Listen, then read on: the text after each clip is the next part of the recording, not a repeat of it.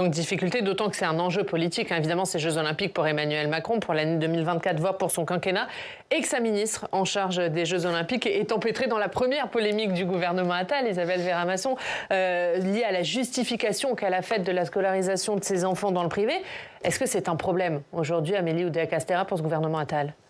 Alors c'est un problème sur le fond.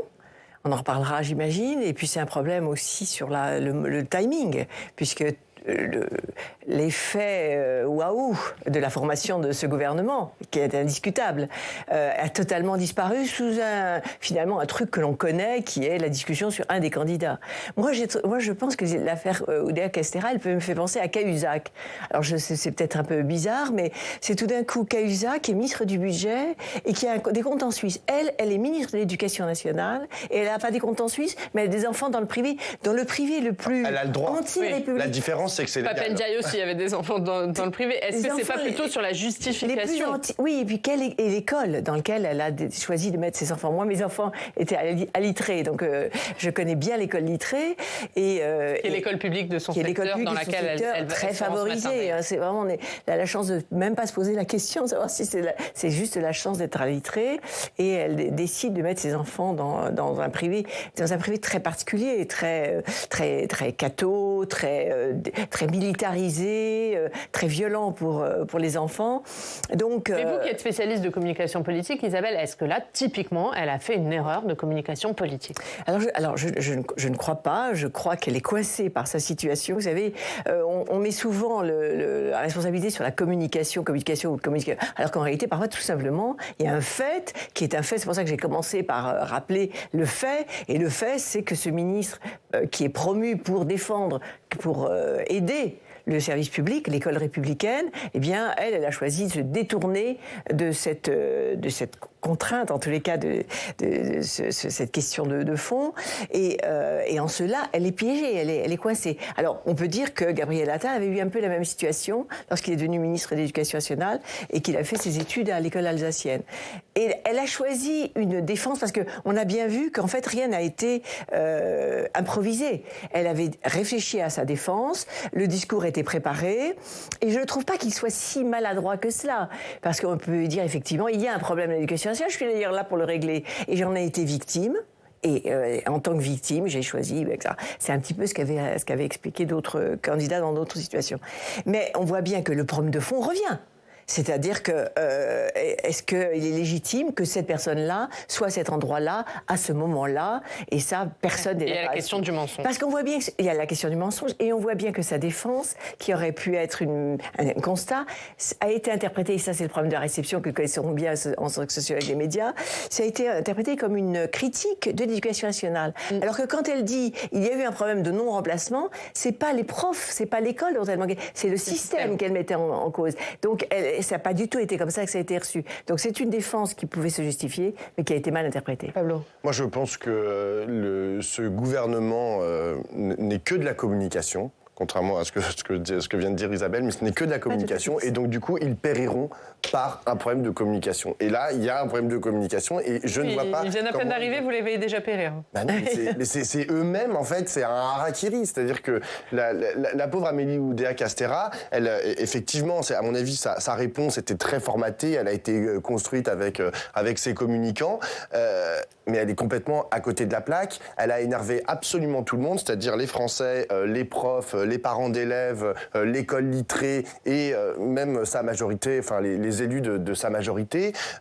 Et par-dessus ça, il y a le mensonge, c'est-à-dire que, a priori, c'est pas pour un paquet d'heures non remplacées qu'elle a sorti son enfant de l'école littrée, où il n'a passé que 6 mois, mais parce que, et ça c'est aussi intéressant, c'est Najat Vallaud-Belkacem, l'ancienne ministre de l'Éducation nationale, qui le notait hier. Elle disait, c'est quand même particulier que Gabriel Attal veuille absolument rétablir le redoublement, et que là, a priori, c'est d'après Libération, elle a sorti son enfant de Littré de l'école publique, parce que l'équipe enseignante proposait un redoublement. C'est-à-dire qu'en fait, elle est orthogonale à ce que propose Gabriel Attal. C'est-à-dire qu'elle met son enfant dans le privé pour éviter un redoublement. Donc, elle n'accepte pas du tout ce qu'ils n'arrêtent pas de vanter, c'est-à-dire l'autorité de l'équipe enseignante. Ça m'étonnerait qu'il y ait un redoublement dans le primaire à l'école littrée. En tout cas, c'est ce qui est raconté dans l'article de Libération. Ouais, ça me semble, à mon avis, elle attendait une place à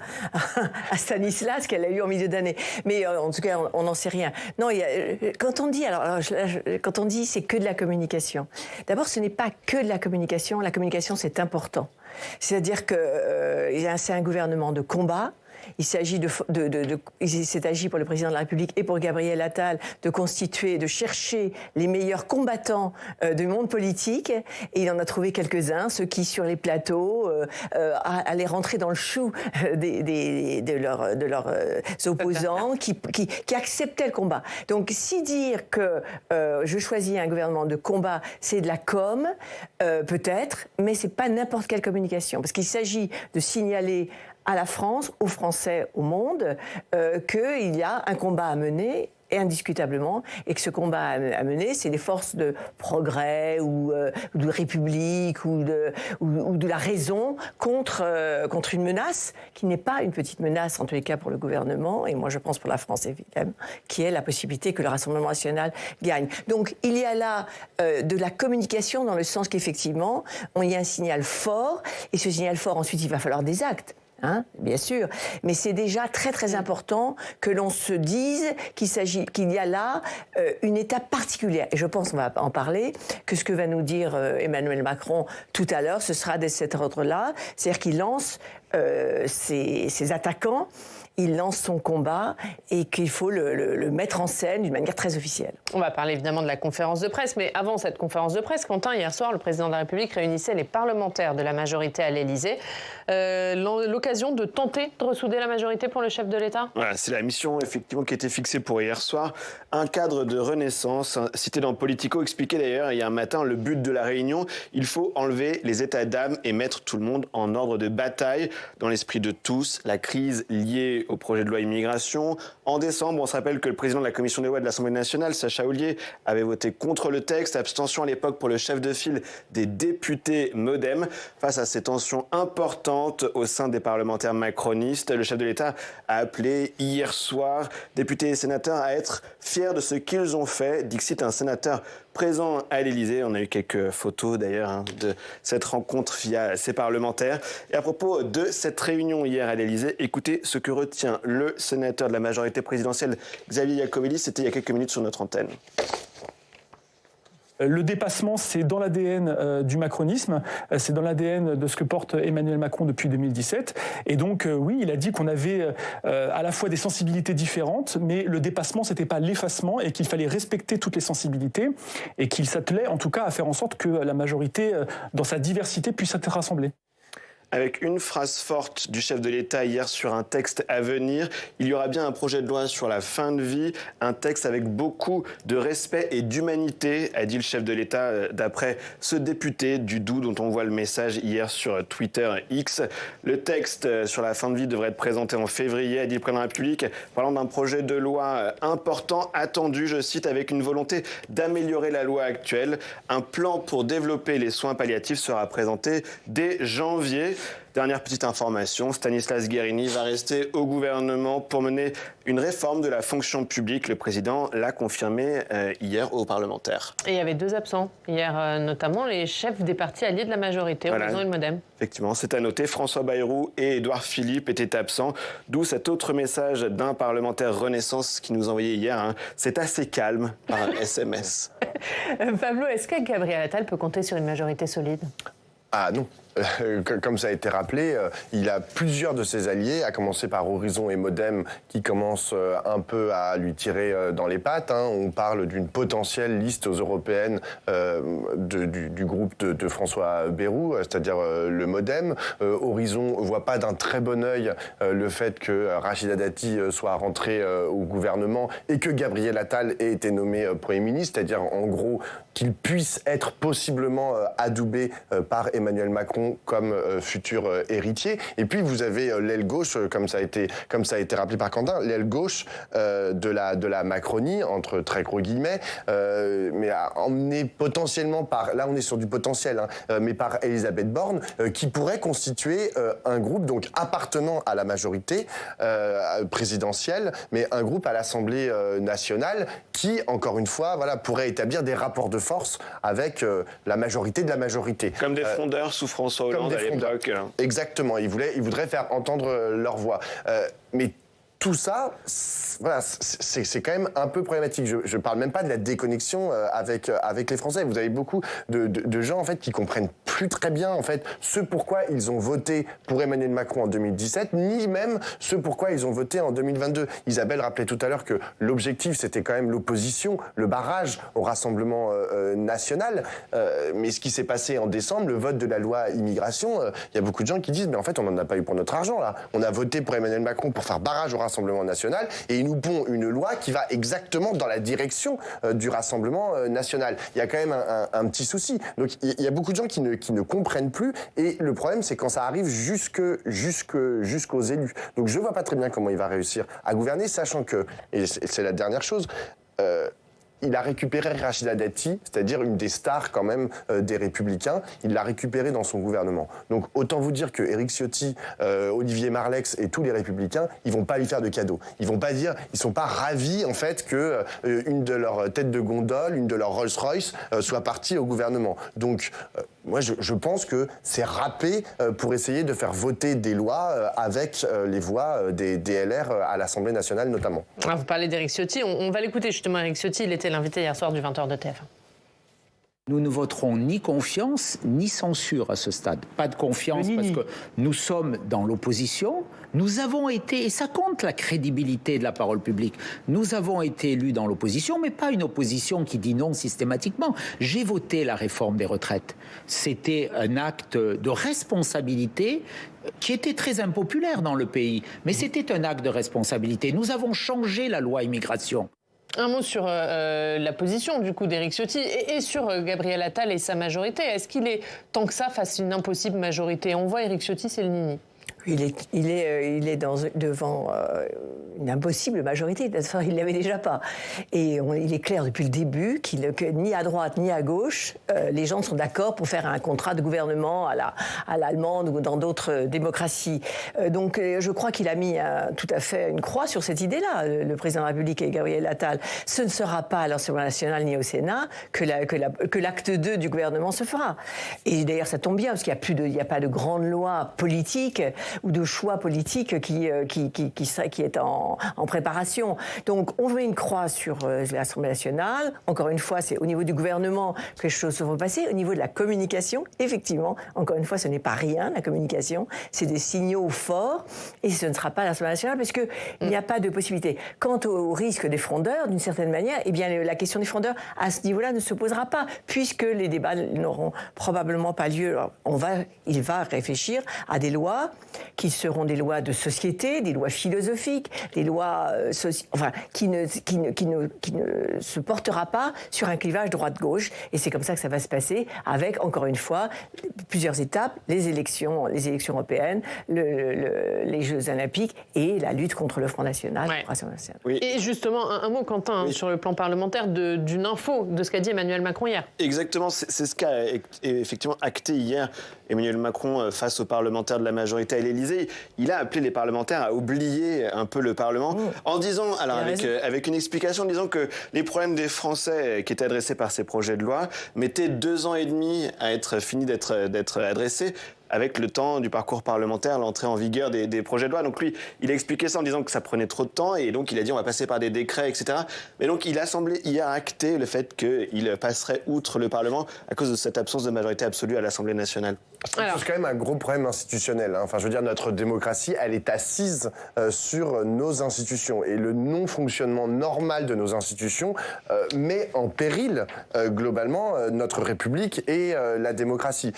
L'inversion du calendrier, c'est-à-dire que, en gros, on vote en même temps pour les présidentielles et pour les législatives, déjà, à mon sens, était posait un problème en fait de rapport entre l'exécutif et le Parlement, un problème de domination en fait du président de la République sur le Parlement et notamment l'Assemblée nationale. Mais là, en plus, avec les 49.3, le fait que a priori, il veut gouverner par décret plutôt que par des lois. En fait, au bout d'un moment, le bateau va prendre complètement l'eau et surtout, encore une fois, les gens vont s'en rendre compte. Alors, après avoir reçu les parlementaires, il est attendu Emmanuel Macron ce soir, grande conférence de presse à 20h15. C'est un format inédit, un horaire inédit. Est-ce qu'il a eu raison de renouer avec ce format, Isabelle, pour vous ? Alors moi, sur le plan personnel ou même sur le plan de la science politique, c'est un format classique, qui a été initié il y a quand même très longtemps, dans des très beaux moments. François Hollande était une sorte de maître, d'ailleurs, de la conférence de presse. Mais là, il y a le choix de l'heure, 20h15. Et le choix de l'heure est un choix de communication. C'est-à-dire qu'on va là où sont les gens. Je me souviens des très belles conférences de presse de François Hollande. En plein après-midi, le soir, vous rentriez chez vous, personne ne l'avait vu. Et après, vous êtes soumis aux fameux gatekeepers, c'est-à-dire les journalistes, qui eux choisissent à certains moments qui les intéressent, ou qui ne les intéressent pas. Donc c'est un vrai problème de communication qui est, encore une fois, d'être soumis à des choix qui ne sont pas les vôtres. Donc le fait de communiquer là, au moment où les Français sont devant leur écran n'est quand même pas si bête. Donc ça, c'est l'horaire. Le dispositif de la conférence de presse, il n'est pas neutre. Il est véritablement, surtout pour quelqu'un qui n'en a fait qu'une seule fois, une seule conférence de presse, il est encore une fois maître de la rigueur, maître de la mise en scène, maître de l'éclat à cette communication. C'est quand même pas une mauvaise idée, parce que moi, je trouve qu'on voit beaucoup Emmanuel Macron. Je veux dire, c'est à vous qui n'en finissez pas. Ensuite, les vœux. Donc, à un moment donné, s'il revient à la télé au moment où nous regardons d'habitude notre journal télévisé, il faut qu'il se passe quelque chose. Donc, d'une certaine manière, il s'engage à nous annoncer quelque chose d'important. C'est un bon choix pour ce rendez-vous avec la Nation, Pablo ? Moi, j'avoue que je suis un peu halluciné par le dispositif et la façon dont tout le monde l'accepte comme si c'était normal. Il va quand même être, je le rappelle, sur toutes les chaînes d'information en continu, en direct, et sur TF1 et France 2 en direct. Et sur les chaînes parlementaires. Et sur les chaînes parlementaires. Avec l'accord de ces chaînes, quand même. Je suis tout à fait d'accord, avec l'accord de ces chaînes. Mais donc ça fait une dizaine de chaînes où le président de la République va être en direct, en majesté, comme l'a très bien dit Isabelle. C'est lui qui a décidé le timing, la mise en scène, il va parler 20 minutes, je sais pas. Au bout d'un moment, je suis désolé, mais encore une fois, on est en démocratie. Là, on dirait un truc, on se croirait, je sais pas, au Venezuela, quoi. Il est sur toutes les chaînes, on va zapper, puis hop, il va y avoir Emmanuel Macron. Donc, Patrick Caner, il nous disait c'est le retour de l'ERTF. Un peu. Moi, je suis un peu d'accord. Et tout le monde accepte, tout le monde valide en fait ce choix sans véritablement réfléchir, sans se dire mais en fait pourquoi est-ce que c'est lui qui choisit le cadre. Vous avez parlé de C'est à vous tout à l'heure, son interview à C'est à vous. C'est les chaînes qui choisissent de diffuser. Et oui, mais tout à fait. Non mais il y a un choix. C'est pas lui qui choisit d'être sur les chaînes. TF1 se demande même s'ils ne vont pas basculer sur LCI à un moment. Voilà, donc je pense qu'il ferait bien. On n'est pas dans la RTF. Mais dans C'est à vous, moi j'ai été étonné aussi. Ils ont fait venir les journalistes à l'Élysée. C'est-à-dire qu'il y a ce choix de dire non, en fait, c'est moi qui vais choisir le cadre, ça va être ma table, ça va être mon salon, etc. Enfin, peut-être pour mettre un peu en péril aussi les journalistes qui étaient peut-être jamais venus à l'Élysée, alors que l'autre il est chez lui depuis 7 ans. Moi, je trouve quand même. L'autre, quand même. Le président de la République. Le président de la République. Enfin, il est chez lui, il les invite chez lui. Voilà. Et là, c'est un peu la même chose avec cette conférence de presse. Après, il y a ce qu'il va pouvoir dire. Là, j'avoue que, évidemment, il y a quand même des journalistes en face. Donc, les premiers sujets, ça va être Amélie Oudéa-Castéra. C'est à peu près certain. Va y avoir, comme ça a été rappelé, la question de la fin de vie. Va y avoir la question de l'IVG dans la Constitution, etc. Est-ce qu'en choisissant ce format, justement, il se plie à l'exercice en se disant qu'il va être contraint de s'expliquer sur un certain nombre de sujets? Il fait les deux. C'est-à-dire qu'il a la liberté de choisir son discours, son contenu, dans un premier temps. Et ensuite, il répond à la nation. Donc, effectivement... À la nation, aux journalistes. Aux journalistes. Moi, je considère que les journalistes sont quand même un peu représentants de l'opinion. Tout à fait. Mais sinon, il y a le Parlement pour ça. Enfin, normalement, dans un fonctionnement normal... C'est un autre lieu de la démocratie. Exactement. Mais c'est un lieu important et qu'il passe son temps à négliger. Que Emmanuel Macron il n'a pas le droit, normalement, de rentrer même dans l'enceinte. Mais parce qu'il n'y a pas que lui, en fait, qui a le droit de faire de la politique. Les autres ont passé beaucoup de temps dans l'Assemblée nationale. Non, mais c'est un problème. Tout à l'heure, Quentin a dit, oui... hier soir, il a réuni sa majorité pour la ressouder. Mais en fait, il l'a ressoudée autour de quoi? Mais il l'a ressoudée autour de lui-même. Et c'est ça le problème. C'est qu'Emmanuel Macron, on a l'impression qu'aujourd'hui, il ne fait plus que de la politique pour lui-même. Ce qui l'obsède, ce sont là les élections européennes de juin prochain. Mais pourquoi est-ce que ça l'obsède? Mais parce que il a peur que ça soit un message qui lui soit envoyé à lui. Il a peur que le Rassemblement national passe en 2027 parce que c'est lui qui devra leur donner les clés de l'Élysée. Il a peur de ne plus pouvoir mettre en œuvre les quelques lois dont Isabelle a parlé sur la fin de vie, sur l'IVG dans la Constitution, etc. Mais c'est un problème. Non. Normalement, ces gens doivent être portés, les ministres comme les députés de la majorité, ils doivent être portés par l'intérêt général, par un projet politique qui est clair. Franchement, Pablo, c'est l'inverse. C'est l'inverse. C'est-à-dire que pour la première fois, et c'est très très rare dans la Ve République, le président de la République a choisi de s'entourer de vedettes. Il a choisi de s'entourer de grandes gueules, de gens qui vont lui faire de l'ombre. Donc autant on a pu dire ça au début, parce qu'effectivement, c'est des gens qu'on ne connaissait pas. Gabriel Attal va lui faire de l'ombre? Oui, bien sûr. Mais ça y est, c'est fait. Gabriel Attal est bien devant lui en matière de popularité. Bien sûr, il choisit que des vedettes autour de lui. Donc ça, moi, je ne vois pas dans la Ve République. Si on a pu dire ça à un moment donné avec justement mon premier gouvernement socialiste où il y avait des gens qui avaient véritablement des personnalités. Mais jusqu'à maintenant, il n'a jamais fait ça. Emmanuel Macron était l'unique, le seul que les gens connaissaient. Progressivement, il a fabriqué des gens qui avaient de la notoriété, qui étaient aimés. Et là, il n'y a que ça. Rachida Dati. Je veux dire, choisir Rachida Dati, comment peut-on dire que ça le ramène à lui? Ça l'envoie hors dehors de lui. Parce que c'est un coup politique. Mais regardez la façon dont il l'a raconté. de s'entourer de gens qui ont du poids. Regardez la façon dont ils l'ont raconté. C'est pas Gabriel. C'est d'ailleurs un camouflet pour Gabriel Attal. C'est-à-dire que ce qui a été raconté, c'est que c'est Emmanuel Macron qui a dealé lui-même l'arrivée de Rachida Dati dans le gouvernement en passant outre Gabriel Attal, le Premier ministre. Mais excusez-moi, si ça c'est pas la démonstration par l'excellence que c'est lui qui décide, c'est Emmanuel Macron qui fait rentrer, qui choisit où va Rachida Dati, c'est un clair, c'est lui qui décide, comme toujours sur la 5e. Mais ce qui est intéressant, c'est de voir que, contrairement à ce que vous aviez l'air de dire, il ne fait pas des choix qui sont uniquement faits en fonction de lui-même. Il s'entoure de gens qui sont des fortes personnalités et qui vont chacun porter, moi je trouve que c'est le système féodal, ils ont des fiefs et ils vont face à leur suzerain. Il y a un suzerain, évidemment, c'est la Ve République, mais chacun, avec son fief, va mener le combat. Donc on est véritablement dans le contraire de moi, Jupiter.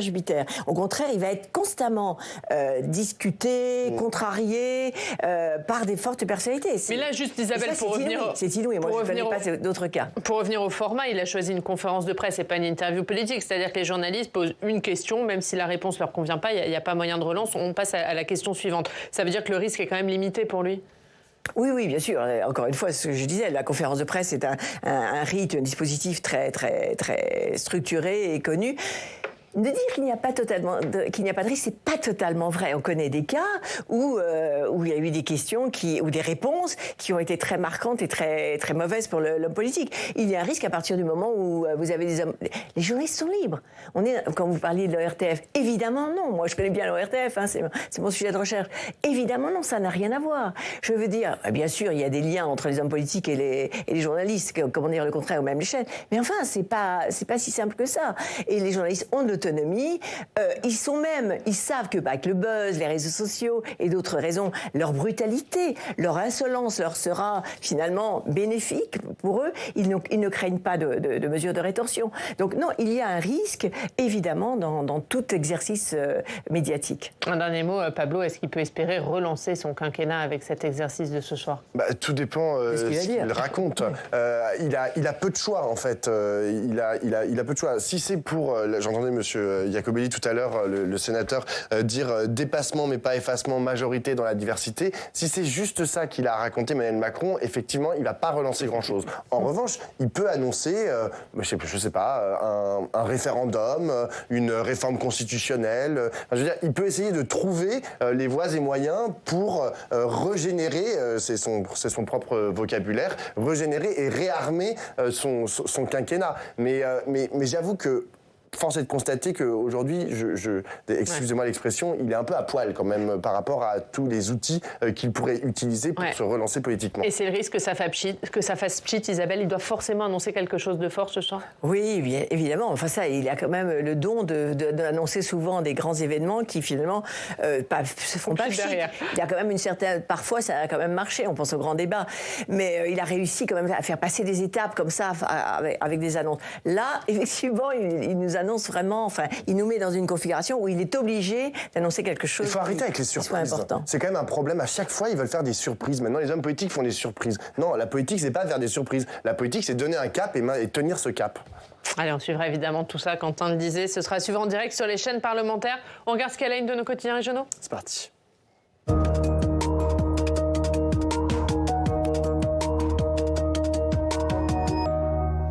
Et Quentin, on commence avec la Voix du Nord. C'est Bruno Le Maire face aux lecteurs. Voilà, le journal de Lille, effectivement, a organisé une rencontre. Au cœur des préoccupations des Français, il y a bien sûr l'inflation. Avec ces mots du ministre de l'économie qui s'affiche en une, je pense que nous aurons un tiers des prix de l'alimentaire qui baisseront. Dans les pages antérieures, Bruno Le Maire dit s'inscrire dans le temps long, contrairement à un certain Gérald Darmanin qui voit la fin d'un cycle après les JO au ministère de l'Intérieur. Le ministre évoque l'élargissement du périmètre de son ministère, de son super ministère, avec l'énergie dedans désormais. Mettre l'énergie au ministère de l'économie et des finances, c'est pouvoir accélérer la transition climatique et faire de la France la première économie décarbonée d'Europe d'ici 2040, plaide Bruno Le Maire. Enfin, le ministre explique qu'il va proposer dans les prochains jours au président de la République et au Premier ministre une série de décisions nécessaires, je cite, pour rétablir sans faillir nos comptes publics et accélérer le désendettement. Le Midi Libre revient sur les propos polémiques d'Amélie Oudéa-Castéra. Oui, on en parlait tout à l'heure, la ministre de l'Éducation nationale qui est toujours au cœur de la controverse, le journal de Montpellier qui essaie de trancher. Qui dit vrai sur les profs absents? En septembre dernier, il manquait au moins un professeur dans 31% des établissements en France. Mais les représentants des enseignants et des parents sont unanimes dans le journal. C'est l'institution qui est responsable. Un syndicaliste explique à 80%, ce sont des enseignants qui sont convoqués pour un jury, pour surveiller un examen ou pour une formation. C'est à lire dans le Midi Libre ce matin. On continue avec l'Ardennais et l'Union qui évoquent les inondations du début de l'année. Voilà, apprendre à vivre avec les inondations. Des logements ont été envahis par l'eau au début de l'année, mais les habitants n'ont pas envie de vivre ailleurs, alors ils s'adaptent. Ces journaux qui rappellent qu'un quart de la population, c'est 18 millions de Français qui vivent dans des zones susceptibles d'être inondés par un débordement de cours d'eau. La Dépêche titre sur un mardi noir à Toulouse. Voilà, 400 tracteurs, 2000 agriculteurs convergent de tout Midi-Pyrénées, même de toute l'Occitanie, en ce moment vers Toulouse, à la clé de fortes perturbations à prévoir. Au cœur des revendications des agriculteurs, des choses assez classiques qu'on a vues ces dernières années, notamment au salon. La défense des revenus, la question de l'accès à l'eau, la fin de la hausse des taxes, ou encore la concurrence déloyale des produits importés, Ariane. Allez, on termine avec les prénoms préférés des Français en 2023. Ça peut aider ceux qui en cherchent. Oui, c'est à lire dans le journal de Saône-et-Loire. On parle des prénoms les plus donnés dans le Chalonnais. Chez les filles, ce sont Ambre, Alice, Alba et Jade. Chez les garçons, Gabriel, Maël, Eden et Hugo. Dans le contexte quand même d'une baisse nette du nombre de naissances ces dernières années dans le Chalonnais, mais aussi dans toute la France. Merci Quentin. Pablo, rapidement, qu'est-ce qu'on lit dans Regard ? Alors nous, ce mois-ci, on a la une. Alors je vous l'ai pas encore envoyé parce que ça va être cette semaine. On a titré, on a mis la tête de Gabriel Attal et on a mis Nicolas Sarkozy président. Voilà, ce sera à lire dans Regard ce mois-ci. Merci Pablo, merci Isabelle Vermasson d'avoir été avec nous. Merci Quentin, merci à tous de nous avoir suivis. Et à 20h, 20h15, vous suivrez en direct sur les chaînes parlementaires la conférence de presse d'Emmanuel Macron. On en parle bien sûr largement demain matin. Très bonne journée, à demain.